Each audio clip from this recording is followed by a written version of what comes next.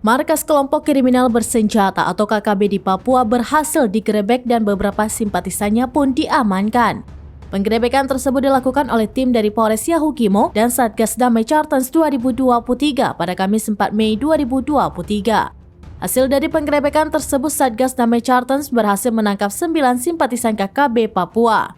9 anggota KKB itu berinisial SL, NM, JS, ES, HS, LS, L, GS, dan SS.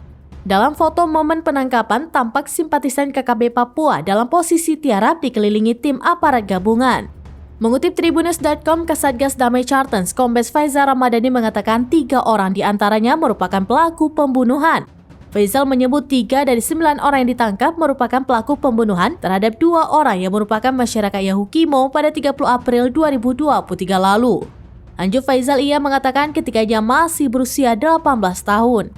Mengutip tribunpapua.com, sementara untuk barang bukti, Satgas Damai Chartens telah mengamankan senjata, alat elektronik, hingga sejumlah dokumen. Sejumlah senjata itu yakni anak panah, kapak, parang, pisau, gunting, dan senapan angin. Tidak hanya itu, tim gabungan juga menyita 1 pucuk senjata rakitan.